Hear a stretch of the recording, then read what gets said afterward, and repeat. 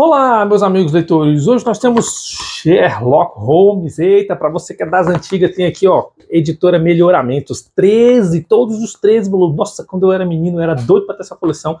E agora que você é adulto, você pode realizar sonhos de criança, né? Tá aí, ó, calhamaço, todas as histórias do Sherlock Holmes. Já li quando era criança, adolescente, né? E agora vamos trazer para vocês aqui no canal histórias maravilhosas. Ele tem uma versão encadernada assim, de capa dura, eu tenho também, claro, obviamente. São 4 volumes, tá tudo aqui em cima, ó. Tem os 4 volumes dele, bem bacana, completão também. Bom demais, que é para durar muito tempo. Mas eu quis trazer assim, porque isso aqui é nostálgico. Aqui eu posso fazer um por um os livros devagarzinho, a gente conversar, eu dar bastante detalhes. Se eu trazer o volume único, eu vou falar pouco da história completa. Sherlock Holmes é muito bom, porque você fica vendo como que a capacidade humana pode chegar e o quanto que ele é maravilhoso. Inclusive, o Holmes, ele ficou mais conhecido que o Conan Doyle, que foi o ator dele. Inclusive, o autor desistiu de Sherlock Holmes, matou o personagem, falou, vou criar outras histórias. Aí não deu dinheiro, ele voltou e ressuscitou Sherlock Holmes. Calma, vamos chegar na luta com o Moriarty, nem agora não. Aqui nós vamos falar sobre o primeiro livro. Um outro detalhe que eu quero colocar antes de iniciar, é que no Sherlock Holmes nós não conseguimos descobrir o criminoso. Você não participa da trama, você fica como o espectador, no caso o Watson. Ele fica igual a gente fica sem ler, sem saber nada. O Watson fica, pô, mas como assim? Eu não tô entendendo. E é assim que você se sente. Ao contrário do que eu trouxe no O Detetive. Trouxe esses 2 livros no canal, um livro muito gostoso pra você brincar com a família inteira. E aqui não, aqui você tem as dicas dos crimes para que você possa desvendar junto com a família. E no final a autora ainda dá um prazo. E aí, conseguiu descobrir? É bem gostoso esses livros, já trouxe 2 no canal. E aí, graças a eles 2, eu resolvi trazer o Sherlock Holmes. Menção honrosa ao Alceu Dias Rosa, um abraço para você, meu brother, meu maestro pessoal, saxofonista. Eu dei esse livro para você e eu sempre faço as pessoas, né, lerem livros e dou de presente vários livros. Então esse foi o livro que eu dei para o Alceu, fico muito feliz que ele relembrou aí. E a pedido dele, depois dos livros que eu trouxe aqui de detetive, estou trazendo o Estudo em Vermelho de Sherlock Holmes. Bom, vamos embora, né? Vamos parar de lorota, vamos falar direto do livro. Lançado em 1887, bem antigão. Esse pela editora Melhoramentos, então no caso a edição de 1999, olha, antes dos milênios. Tem 120 páginas, bem gostosinho, bem rapidinho. É dividido em 2 partes. É um livro de detetive, como você já deve ser sugerido, você inferiu aí porque você é um exímio detetive, e também romance. Romance não são livros que falam de amor e de paixão, são romances que contam histórias. Aqui vai contar a história do Watson com o Sherlock Holmes. Então, na primeira parte, se passa em 1878, então por volta ali do que o autor estava vivendo na época do Conan Doyle. Ele vai começar com o Watson, um ex-médico do exército, um ex-cirurgião ali do exército. Ele está procurando um lugar para morar e dividir um apartamento com outra pessoa porque ficava mais barato. E aí, conversando com um cara ali, ele indica um Dr. Holmes, um cara meio excêntrico. Isso, você já viu os filmes, é exatamente daquela forma. Então ele vai conversar com o Holmes e acha a pessoa integrante, interessante, inteligente, e no primeiro encontro o Holmes já bota um eureka ali, já joga criou uma poção ali que ele consegue descobrir, mesmo com sangue diluído, marcas de sangue em cenas de crime. O Watson falou, o cara é inteligente, já gostei de andar junto com o cara. Muito engraçada essa cena. No livro tem algumas gravuras que vão passando aqui no meio do livro, e eu vou deixar aqui junto para vocês, aqui na marcação aqui em cima, para que você possa ir acompanhando, tá bom? Usar as cenas que estão no livro. Então eles decidem, acordam que vão morar junto e eles vão para Straight Baker 221B. Pra vocês terem noção de tão famoso que ficou esse endereço, que hoje lá em Londres, esse endereço é um museu em homenagem a Sherlock Holmes. Vocês que são aí de Londres, vocês que estão aí na Europa, um abraço para vocês aí, você pode ir lá dar uma volta, mandar as fotos do Holmes pra gente ver. Quem sabe um dia eu dou um passeio lá. Bom, o Watson começa a investigar ali, olhar e dizer para nós quais são as características do Holmes e vai dizer que ele tem 1,82 m, que ele faz uso de umas substâncias meio duvidosas. A gente vai falar isso em outros livros quando ele estiver usando, como ele não usou nesse daqui eu não vou falar, mas ele diz que ele usa justamente porque ele diz que o cérebro dele fica mais ativo. Mas nada que vocês devam fazer. Hoje a gente tem uma química mais avançada para usar ali pílulas da sabedoria, do conhecimento. São vitaminas, né, do cérebro, né, ao contrário do que ele fazia na época dele que não existia isso. Bom, ele vai dizer que o Holmes não tem nenhum diploma, mas ele tem vários méritos, e vai listar aqui vários méritos do Holmes, justamente méritos esses que ele descobriu sozinho. Tem áreas do conhecimento que ele não entende, por exemplo, de astrologia, ele não entende nada, e o Watson vai dizer que o bicho é tolo nessa parte, e ele vai dizer justamente que o cérebro tem um limite de conhecimento, e cada vez que você absorve um conhecimento novo, você tem que esquecer o antigo. Então ele prefere ter o conhecimento que ele usa na prática do dia a dia e deixar o que é inútil, então ele não quer saber de astrologia nenhuma. Inclusive vou deixar essa frase no short porque ela é bem interessante. Bom, vai dizer que o Holmes é perito em esgrima, em boxe e em espadachim. Olha que interessante. Então o Holmes não era só um intelectual, ele também era um lutador, assim como a gente vê no filme, muito bem representado pelo nosso Homem de Ferro aí. Foi bem legal. Ele também é violinista, um exímio violinista, e o Watson vai ficar admirado com as habilidades dele no violino. É interessante porque nos outros livros a gente vai ver que o Sherlock Holmes ele simplesmente usa o violino para pensar. Enquanto ele está tocando, ele está pensando igual acontece no filme. O filme ficou muito bem adaptado. Olha, eu vou dizer um negócio para você. Toda essa obra que está aqui, é claro que aqui tem muitos casos que não estão no filme, mas ficou muito bem adaptado. O filme ficou muito bom. Olha, poucos filmes representam muito bem o livro. O filme do Sherlock Holmes você pode assistir tranquilo. Ficou muito bom mesmo. Eu gostei bastante. Inclusive, eu posso dizer até que é um pouco melhor do que os livros, porque ela mostra cenas de luta ali que não tem nos livros. Aqui a gente sabe que acontece, igual você tá uma aqui, mas ali ficou muito melhor. Bom, morando já no Street Baker, o Holmes começa a receber algumas pessoas na casa, e o Watson começa a ver aquela movimentação, e ele começa a conversar com as pessoas e receber dinheiro. O Watson, como assim? Eu também quero. Eles chegam com casos e ele, através da dedução, consegue dizer para a pessoa qual a solução do caso e, resolvendo o caso, ele paga. E o Watson, mas você é detetive? Eu não sabia. Pois é, mas você é detetive sem ir lá? Ele, pois é, não precisa. Ele começa a explicar como é que funciona a teoria de dedução dele. Ao longo do livro a gente vai entender, lá no finalzinho eu vou dar uma palhinha de como ele vai resolver esse caso aqui, como é que ele resolve isso, como é que funciona, quando ele vai explicar isso daqui. Até que chega o Gregson. Gregson e o Lestrade são dois policiais da Scotland Yard. Da polícia, pronto, a polícia de Londres. Ele chega com um caso, com uma carta, e esse caso é um caso um pouco mais sério, de homicídio, e ele fala assim, eu vou lá investigar esse caso pessoalmente. Então ele vai, o nome do sujeito que faleceu é o Lauriston. Grava esse nome porque nós vamos utilizar ele um pouquinho aqui. Quando o Holmes está saindo de casa, e aí, Watson, vai fazer alguma coisa hoje? Não, estou aposentado, não tem nada para fazer, então vamos junto. Aí o Watson participa da história. Então o Watson aqui ele vai ser o narrador da história. Lá no finalzinho vai dizer sobre isso, mas eu vou antecipar os fatos para você entender que toda a história é contada pelo ponto de vista do Watson, e é muito interessante como quando o Doyle escreveu, porque a gente se sente parte da história como o Watson, a gente não entende o que está acontecendo. Então eles vão lá ver o crime. Antes de entrar na casa onde aconteceu o crime, o Holmes está olhando a calçada, o Holmes está olhando o mato, o Holmes está olhando a rua, o Holmes está medindo, o Holmes está fazendo movimentos meio estranhos, o Watson está entendendo, ô moço, o crime é lá dentro, ele, calma, eu já estou indo. Vê na calçada, vê nas pegadas do meio-fio, nos paralelepípedos, começa a olhar um monte de detalhes antes de entrar. Quando eles entram, tem um corpo tirado no chão e algumas escritas em sangue na parede, Reishi. Aí o Gregson, muito inteligente, muito sábio, fala assim, eu já entendi. É porque ele foi escrever Raquel e não deu tempo, então tem algum caso amoroso aqui com Raquel. Holmes, calma, vamos devagar aí, deixa eu dar uma olhada aqui. Quando o Holmes termina de fazer toda a perícia dele, ele fala assim, pode levar o corpo, já vi o que eu queria ver, afinal de contas passou uma nada de mamute aqui por cima, mal dá para ver os fatos. Ele quis dizer, ou seja, que a polícia já foi lá e já revirou tudo. Quando vão levantar o cadáver, cai uma aliança. Aí o Gregson, aí, tá vendo? Eu sabia que tinha uma Raquel envolvida. Já desvendeu o caso. E o Holmes vai soltar aqui justamente a conclusão que toda a obra vai dar. Que você, normalmente as pessoas, elas têm uma dedução de tudo que pode acontecer na sua vida e moldam os fatos para acompanhar o que você afirma. E ele diz que não é assim que funciona. Você não tem que dar opinião, você tem que ver os fatos e concluir o que os fatos dizem. E justamente a maioria das pessoas chegam a conclusões erradas porque querem moldar a realidade à sua forma. Olha que legal, essa visão é muito interessante, eu levei para a minha vida inteira. Sempre imaginei assim, né, que eu estou moldando as coisas de acordo com o que eu gostaria que acontecesse. E não pé no chão na realidade, entendendo que as coisas acontecem como acontecem, eu tenho que concluir como de fato são, não como de fato eu quero que aconteça. Essa lição de moral é muito interessante, todos os livros têm isso. Enfim, ele começa a entender ali que Rachel é uma palavra em alemão e justamente fala sobre vingança. E aí o Gregson, eu sabia. O Gregson é muito engraçado. Eles parecem são tipo dois bobão. Mas não é. Dentro da polícia eles são os melhores investigadores que tem. Só que o Holmes ele é excepcional, né? Então o que a gente falou ali no livro do Jordan Peterson, né? Tá aqui em cima. Uma pessoa inteligente perto de uma pessoa burra, ela é inteligentíssima. Agora uma pessoa inteligente perto de uma pessoa extraordinária, ela se torna burra. Então é assim. Perto do Sherlock Holmes todo mundo é bestado.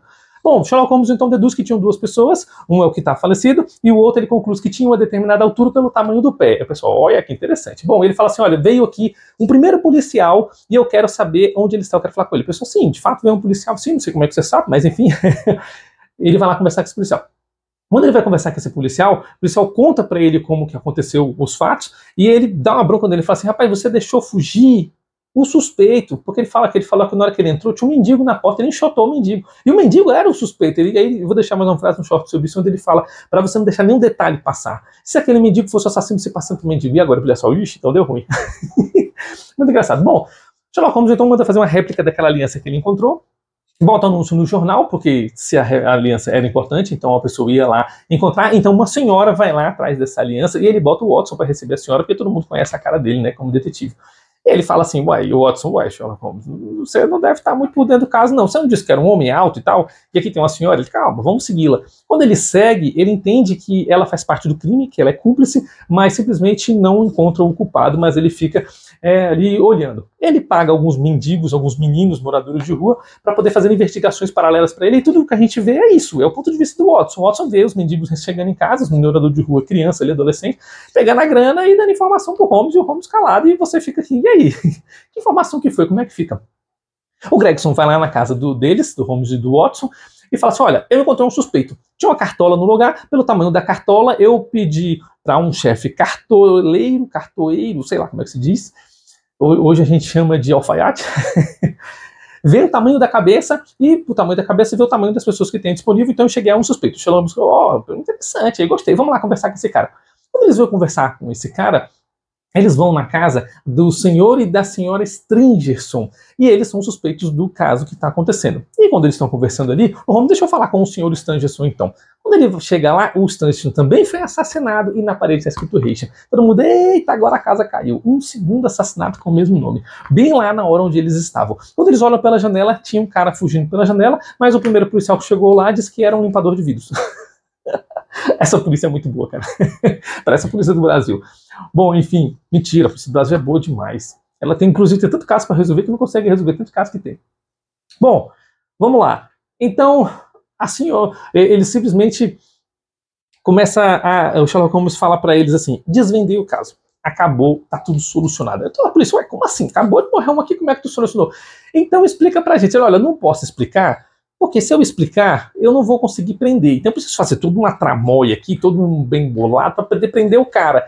Fala, não, mas e se esse cara matar? Só pra falar que ele não vai matar mais ninguém, não. Eu falo, mas você tem que explicar pra gente. Isso acontece no final da parte 1, no meio do livro, na meiota do livro. Por que eu tô explicando isso? Porque alguém bate na porta, abre, assim, olha, eu sou o Jefferson Hope, o cocheiro, e vim a mando do Sr. Holmes buscar as malas. Watson, Sr. Holmes, o senhor vai sair? Eu não estou sabendo para onde você vai. Onde nós iremos? O Watson já está inserido.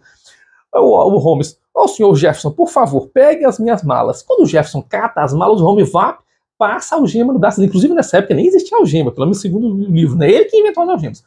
Ele passa, o Jefferson olha para ele, e ele olha para o pessoal da Scotland e fala assim, senhores, Jefferson Holmes, o nosso assassino. Os caras olham para o Hope olha para ele, como assim?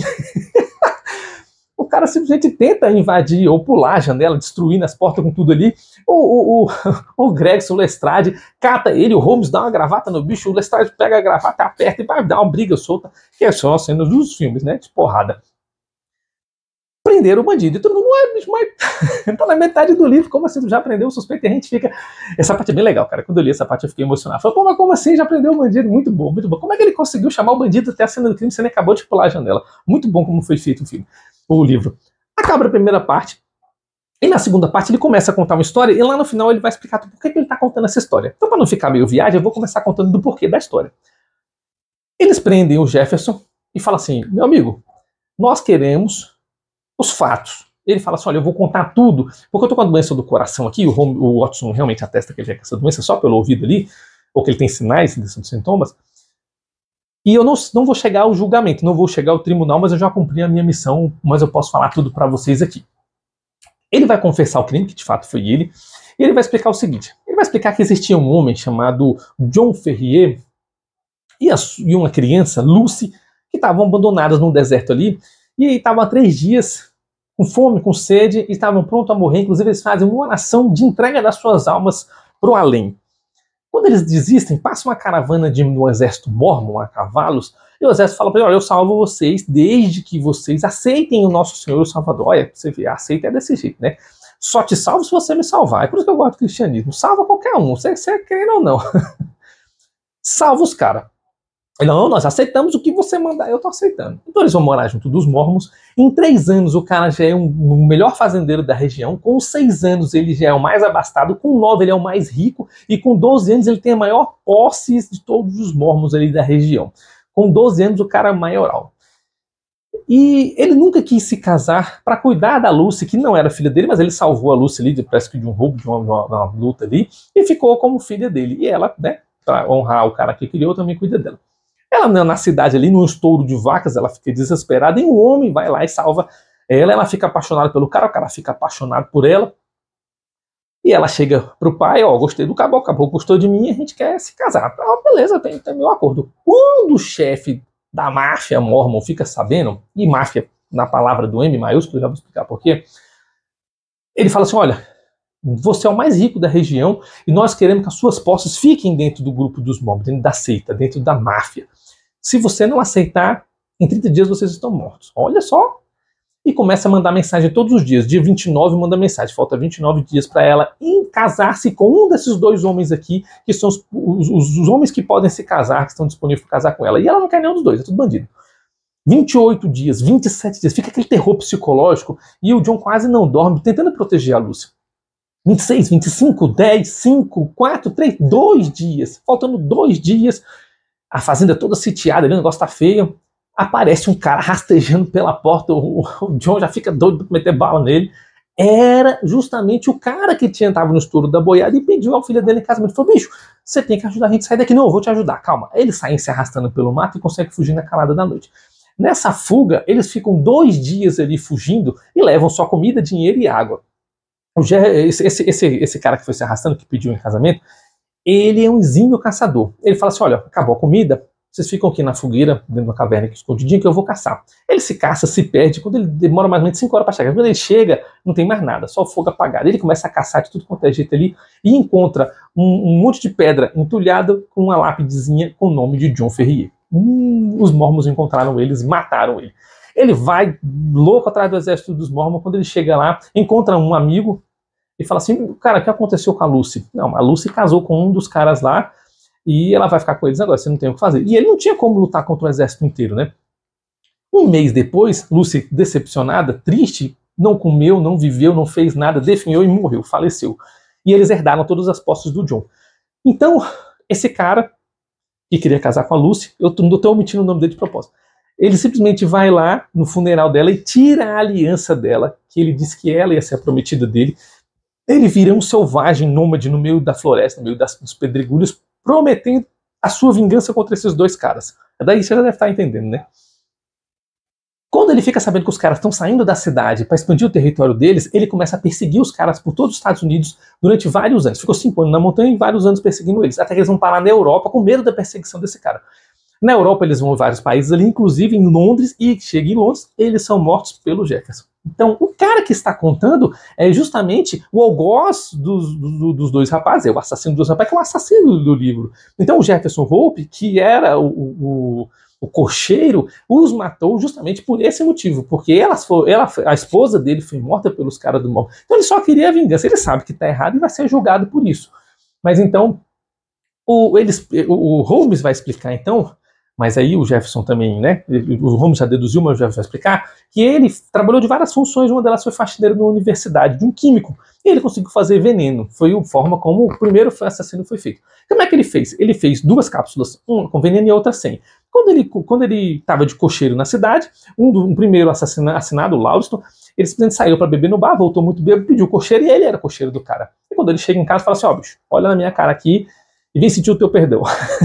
Ele abre a cápsula e fala assim, ó, uma é sua, outra é minha. Uma está envenenada, outra não. Vamos deixar que Deus decida o nosso destino, quem é justo e quem não é.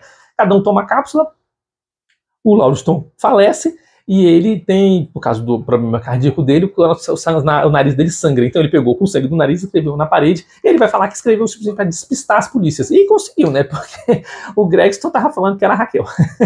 De fato ele conseguiu, só não conseguiu enganar o Sherlock Holmes. Enfim, então, ele vai a julgamento e no julgamento, antes do julgamento dele, ele acaba falecendo do coração, como ele havia falado. Do jeito que ia acontecer, tudinho, como ia fazer. O Holmes e o Watson estão em casa e o Watson, e aí, me explica como é que você chegou a essas conclusões. E ele vai explicar que a maioria das pessoas entende a ordem dos fatos de forma cronológica, assim como eu estou explicando para vocês como aconteceu. E ele, como ele já está no futuro dos acontecimentos, ele tem que trabalhar de trás para frente, de ordem regressa, e essa frase eu vou deixar no short como raciocínio, Para você entender tudo como já passou, você tem que entender como aconteceu e como vêm os fatos até chegar àquele ponto. Essa parte é muito legal, gostei muito da explicação dele. Justamente porque ele entende o assassinato e dali ele vem como que aconteceu, quem que fez, ele vem desvencilhando essa coisa. Ele diz que pouquíssimas pessoas conseguem pensar de forma retrospectiva. Achei bem legal essa parte. Aí o Watson fala assim, olha, as suas deduções são magníficas, isso não pode deixar perdido, eu preciso publicar isso para as pessoas aprenderem como funciona. Ô Holmes, faz o que você quiser. Então o Watson publica de como o Holmes trabalha e taca o livro. Inclusive todas as obras dele é até o Watson tá com ele. Quando o Watson se casa lá, tem a família e o Watson já não tá mais com ele, não conta mais as histórias. Tanto que o Watson, depois de casado, ele participou uma vez ou outra dos fatos e aí fica só as memórias, fica só as lembranças, que é só o finalzinho da série. Vamos chegar lá. São 13 livros e a gente está falando só sobre o primeiro. No final a gente vê. E os policiais, o Lestrade e o Gregson levaram a fama, saíram no jornal que eles conseguiram desvencilhar o caso, e o Watson fica indignado, e o Holmes, não ligo não, pode deixar, eu não quero essa fama toda não, porque todo mundo sabe que de fato Sherlock Holmes é quem é. Bom, uma excelente leitura, um livro rápido, recomendo para os jovens, para os adolescentes, para o adulto que quer um final da tarde aí, uma leitura bem gostosa, você se diverte bastante, você ri e você ainda fica intrigado. Quando você acha na metade do livro que o que vai acontecer, de repente já desvende tudo, como assim? Depois vem contando a história do porquê, das motivações do vilão, como é que ele fez isso, eu achei bem legal, é um livro bem redondinho, não precisa acrescentar mais nada, o Conan Doyle realmente é um exímio contador de histórias, é uma história bem interessante de se ler, e fica a dica aí para vocês. Muito obrigado por mais essa leitura. E se você quiser que eu leia a sequência, o próximo aqui é o Signo dos Quatro. Se você quiser, eu vou ler em ordem. Vou reler e trazer para vocês em ordem. Para não ficar pulando, que aí você assiste de forma cronológica. Muito obrigado por mais essa leitura e até o próximo livro.